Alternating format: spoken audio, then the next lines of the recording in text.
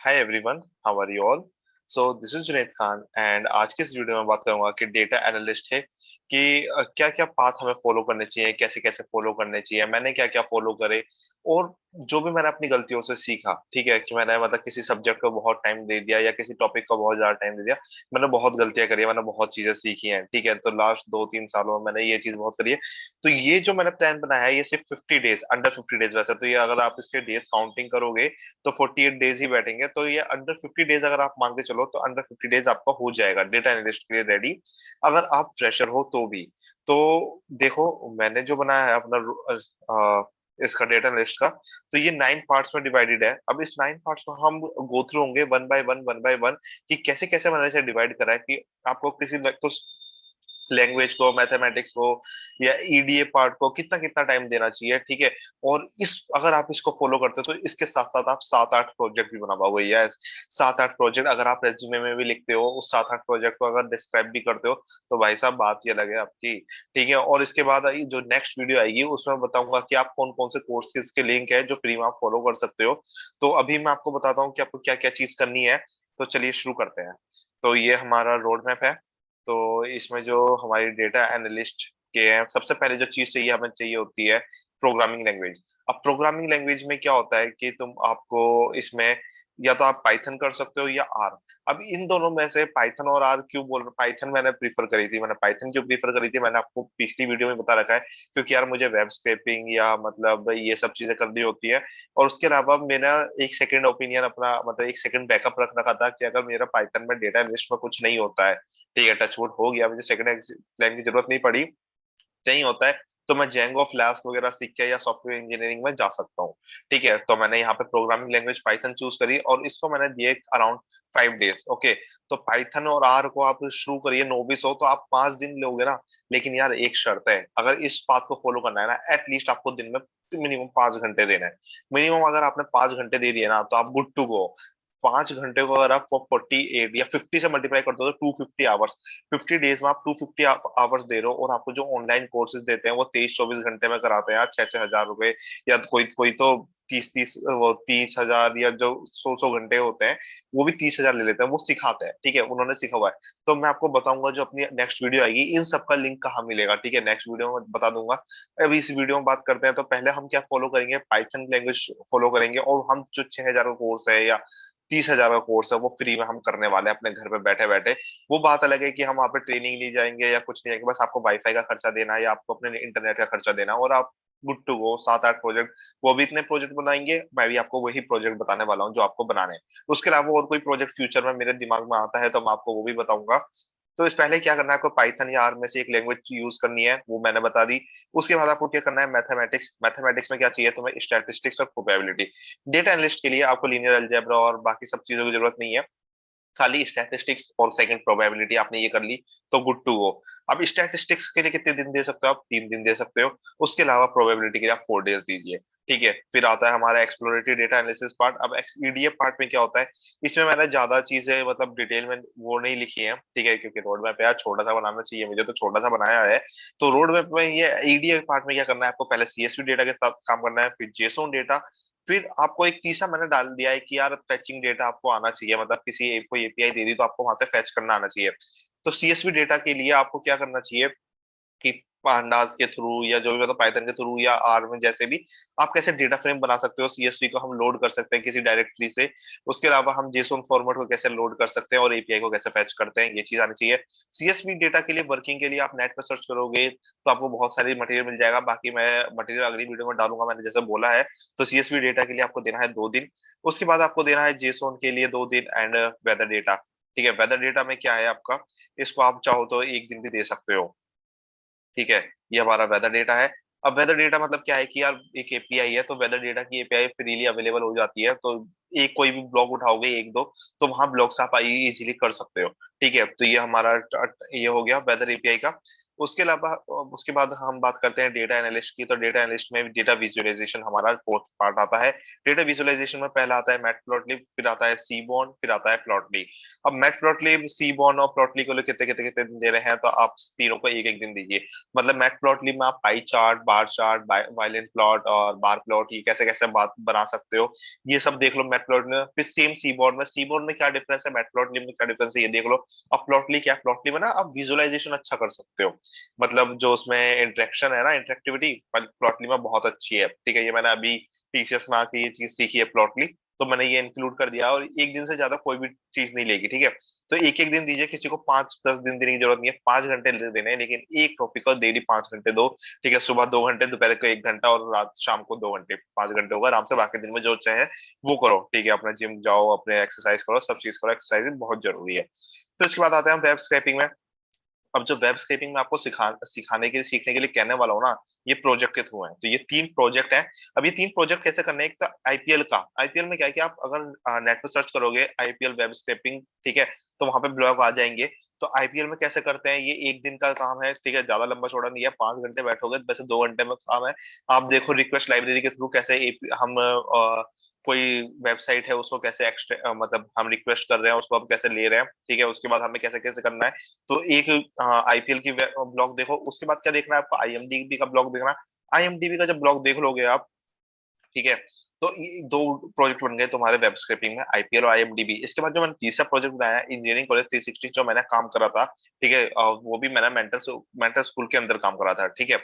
तो अब मैंने क्या करा है, इंजीनियरिंग कॉलेज 360 में अपने ये जो वेबसाइट थी ये, इसे स्क्रैप करी। इसको मुझे कम से कम 2 दिन लग गए थे। और ये जो मैंने स्क्रैप करी, ये मैंने on the basis of this data, ठीक है, मतलब इस डेटा, इन चीजों पे कैसे काम करा, उस बेसिस पे मैंने ये स्क्रैप करी। और बाकी जो जैसा आपका दिमाग चलता है, वो 10 घंटे में, मतलब 2 दिन मतलब 10 घंटे, उन 10 घंटों में आप कैसे अपना दिमाग चला सकते हो, ये चीज देखिएगा, ठीक है। और स्क्रिप्ट करने की कोशिश करिएगा और डेटा निकालने की कोशिश करिएगा।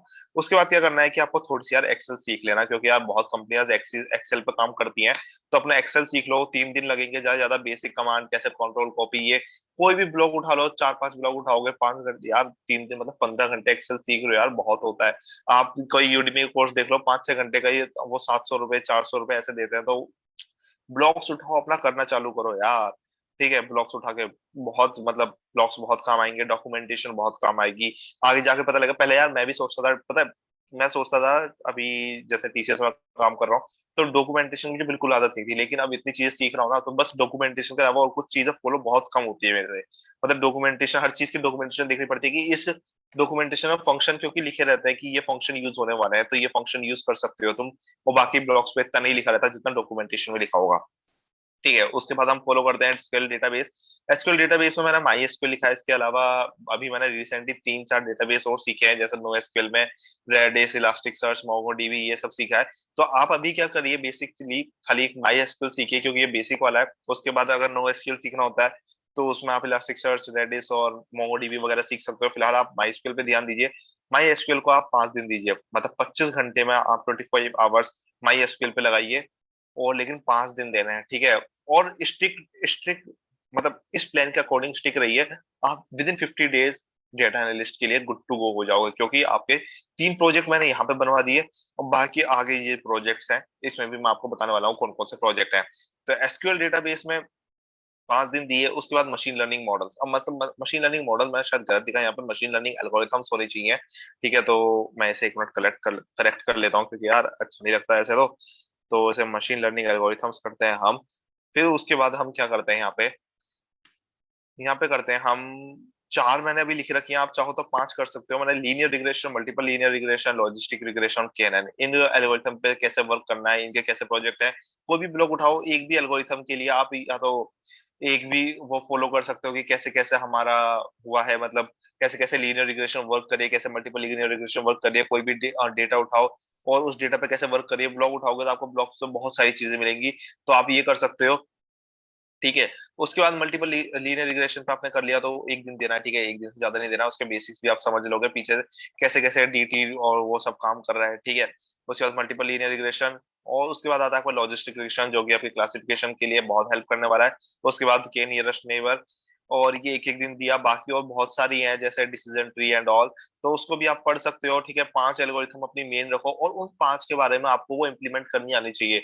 अपनी जो भी एल्गोरिथम्स लिख रहे हो ना, वो आपको इम्प्लीमेंट करनी आनी चाहिए। कोई भी एल्गोरिथम ऐसी मत लिखना रेज्यूमे में जो आपको इम्प्लीमेंट करनी ना आती हो, क्योंकि आप रेज्यूमे में अगर लिख दोगे, अगर इंटरव्यू ने पूछ दिया तो आप फंस जाओगे। ठीक है, तो कोई भी चीज अपने रेज्यूमे में ऐसी नहीं लिखनी है जो आपको फंसा सके।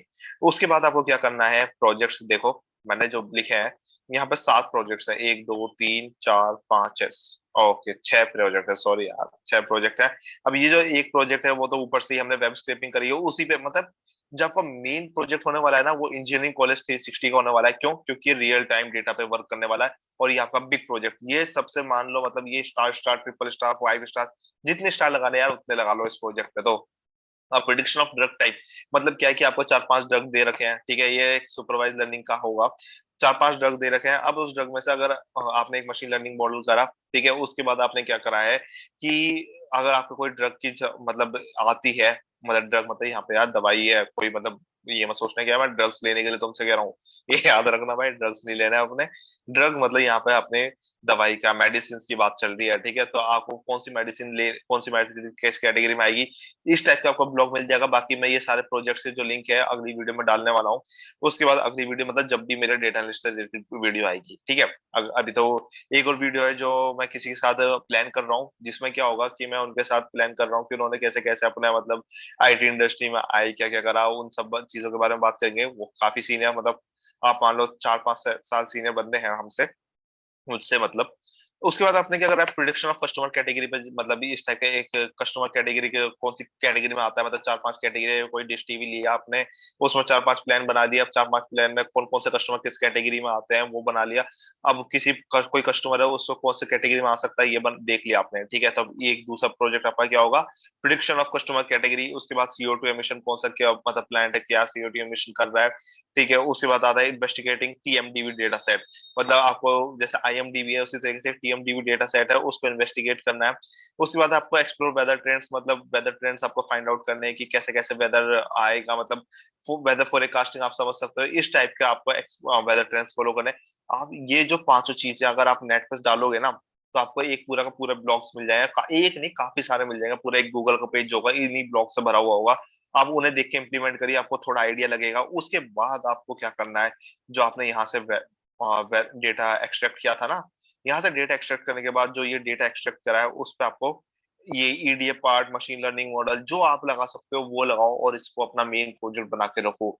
ऐसे अगर आपको कोई और प्रोजेक्ट मिलता है तो आप जितना रियल टाइम प्रोजेक्ट बनाओगे ना उतना बेस्ट आपके रेज्यूमे के लिए, और आपको कोई भी मतलब जॉब लेने से नहीं रोक सकता। फिर अपनी आपने ये 9 चीजें आपने बेस्ट कर ली, ठीक है, ये 9 चीजें आपने अपने अच्छे से सीख ली ना, विद इन 48 डेज का है वैसे तो ये, विद इन 50 डेज आपका पूरा हो सकता है, मतलब 5 दिन 3 दिन 4 दिन, मतलब 5 3 8 4 12 2 14 2 16 17 18 19 20 21 22 और 2 24 24 3 27 और 5 32 33 34 35 36 और इनको कितना कितना 2 2 दिन दिए हैं, 38 40 42 44 46 और 248। चाहो तो इसे 4 दिन दे लो, मतलब 50 दिन का बना लो। लेकिन आपका जो होगा ना, विद इन 50 डेज आप एक डेटा एनालिस्ट बन सकते हो एज अ फ्रेशर। ठीक है, लेकिन आपको क्या कंडीशन है, मिनिमम 5 आवर्स आपको देने हैं। ठीक है, मतलब ये कोशिश करनी है कि ये जो एक प्रोजेक्ट है अगर ये 2 दिन लिखा है तो यहाँ पे 2 दिन में ये कंप्लीट हो जाना चाहिए। ऐसे ही यहाँ पे अगर पाइथन लिखी है 5 दिन, तो पाइथन 5 दिन में आपको कंप्लीट करनी है। ठीक है, मतलब आपने आपको कंस्टेंट रखना है कि ये चीज फॉलो करनी है, विद इन 50 डेज आप एक डेटा एनालिस्ट बन सकते हो। और कोई भी मतलब, या तो आप MNCs में, कहीं अगर MNCs में हो तो आप उस प्रोजेक्ट के लिए डिमांड कर सकते हो क्योंकि आपको ये चीज आती है और अपने स्किल्स डिमोन्स्ट्रेट कर सकते हो। उसके अलावा आप किसी भी मतलब जो भी ट्रेनिंग वगैरह कहीं भी जो भी होती है, मतलब इंटर्नशिप वगैरह, वहां के लिए भी आप अप्लाई कर सकते हो। और ये जो वीडियो है खाली फ्रेशर्स के लिए ही नहीं है, ये वीडियो जो भी मतलब वर्किंग एम्प्लॉइज है उनको कैसे कैसे मूव करना चाहिए अगर आप वो फ्रेशर हो, as fresher in the sense experience तो हो लेकिन इस चीज में फ्रेशर हो, इस फील्ड के अंदर फ्रेशर हो, तो आप ये चीज फॉलो कर सकते हो और आपको कोई नहीं रोक सकता ऐसा डेटा एनालिस्ट बनने से। उसके बाद आप एक बार डेटा एनालिस्ट के इतनी चीज कर ली तो आपको पता लग जाएगा कि आपको डेटा साइंटिस्ट के लिए क्या क्या करना है। ठीक है, तो thank you guys for watching this video, और मुझे आई होप कि मैंने आपको काफी हेल्प करी होगी। तो यार अगर आप लोग को वीडियो अच्छी लगे तो लाइक करिए, शेयर करिए, जितना हो सके उतना कमेंट करिए और अपने दोस्तों के साथ शेयर करिए। और प्लीज भाई सब्सक्राइब कर देना चैनल को। और मेरे लिंक्डइन, अगर कोई भी डाउट है तो लिंक्डइन पे आइए और टेलीग्राम पे आइए। हाँ, एक लास्ट चीज, मैं पिछले 15 दिनों से लिंक्डइन और टेलीग्राम और अपने जो यूट्यूब पे कमेंट्स थे नहीं रिप्लाई कर पा रहा था। एक मनोहर बत्रा सर हैं, उन्होंने भी एक बंदे को रिक्वायरमेंट करा था कि मेरे से कुछ पूछे, मैं उसको भी नहीं रिप्लाई कर पाया था क्योंकि यार मेरे घर में कुछ कंडीशन ऐसी थी जिस वजह से मैं नहीं रिप्लाई कर पाया। बट अब जो है कंडीशन थोड़ी नॉर्मल है, तो अब मैं हर किसी का रिप्लाई करने वाला हूँ, ठीक है। जो भी है, सॉरी फॉर लेट रिप्लाई, मैं पहले ही सॉरी बोल रहा हूँ। लेकिन अगर आपको अभी कोई डाउट है तो आप लिंक्डइन पे आइए, टेलीग्राम चैनल को, टेलीग्राम चैनल तो नहीं, टेलीग्राम पे मुझे फॉलो करिए, ठीक है। लेकिन टेलीग्राम चैनल पे मुझे फॉलो करिए एंड इंस्टाग्राम पे मुझे फॉलो करिए। Thank you guys for watching this video.